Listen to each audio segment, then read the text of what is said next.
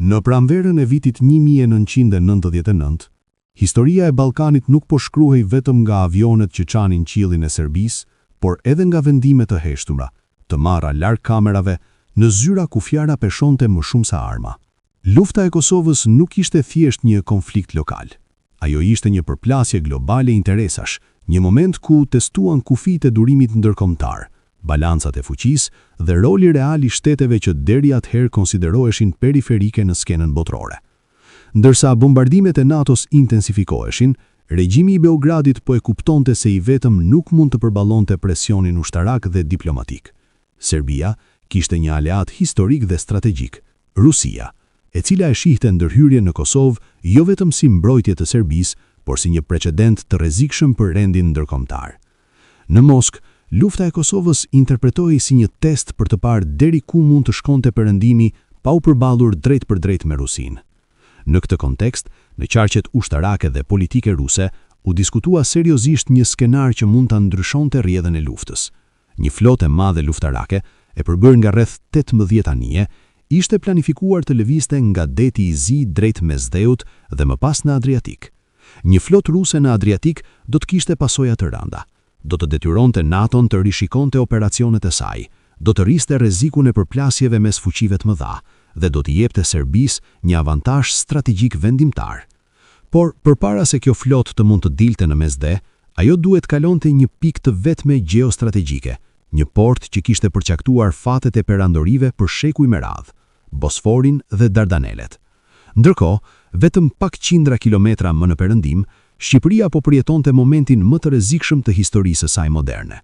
Kufijtë verior po bombardonin nga artilleria serbe, njësi zbulimi dhe komando po depërtonin në territorin shqiptar, ndërsa Beogradi po e akuzonte hapur Tiranën për bashkëpunim me NATO-n. Shqipëria ndodhej realisht në prag të përfshirjes direkte në luftë. Qeveria shqiptare, e drejtuar nga kryeministri Pandeli Majko, ishte në alarm të përhershëm. Kontaktet diplomatike dhe ushtarake ishin intensive, por një kanal ishte jetik, Ankaraja. Marrëdhëniet Shqipëri-Turqi nuk ishin thjesht aleancë formale, ato ishin ndërtuar mbi besim, histori të përbashkët dhe një kuptim të qartë të rrezikut që regjimi Miloševićit paraqiste për shqiptarët kudo që ndodheshin.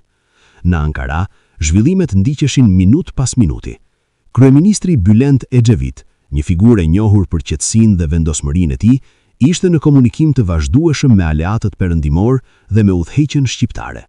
Presidenti Sulejman Demirel ishte i përfshirë personalisht në konsultime strategjike, ndërsa shefi i shtatmadhërisë, Hüseyin Kıvrikoglu, analizonte çdo skenar ushtarak, nga ajri deri në det.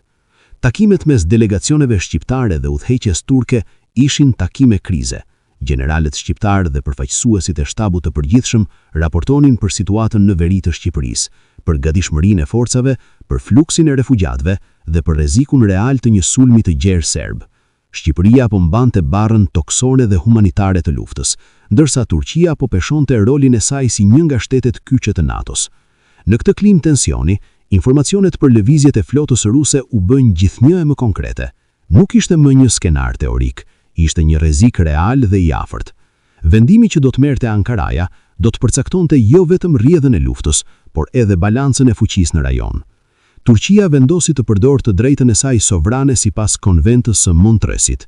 Ngushtësitë u mbyllën për anijet luftarake ruse. Flota nuk kaloi. Adriatiku mbeti i paarritshëm për Moskën. Ky ishte një moment kyç.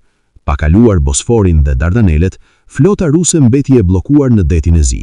Një front i ri i mundshëm u neutralizua pa u shkrepur asnjë plumb. NATO vazhdoi operacionet e saj pa frikën e një përplasjeje të drejtë për drejtë me Rusinë. Presioni në regjimin e Miloševićit u rrit ndjeshëm. Në të njëjtën kohë, Turqia hapi plotësisht bazat e saj ajrore për operacionet e NATO-s dhe dislokoi avion F-16, duke u bërë një nga shtyllat kryesore ushtarake të fushatës. Shqipëria vazhdoi të ishte baza toksore dhe luftës edhe shpëtimit. Forcat e armatosura shqiptare, në drejtimin e shtabut të përgjithshëm dhe generalëve në terren, mbrojtën kufijtë, menaxhuan gatishmërinë ushtarake dhe organizuan evakuimin e qindra mijëra civilëve shqiptar nga Kosova. Në fund, larg kamerave dhe deklaratave pompoze, u ndërtua një boshtë strategjik Shqipëri-Turqi që ndali ndërhyrjen ruse, garantoi vazhdimin e luftës së NATO-s dhe hapi rrugën drejt çlirimit të Kosovës. Ishte një vitore e heshtur, e arritur me vendime të guximshme dhe besim të ndërsjellët, një moment ku diplomacia dhe strategjia shpëtuan një popull të tërë nga zhdukja.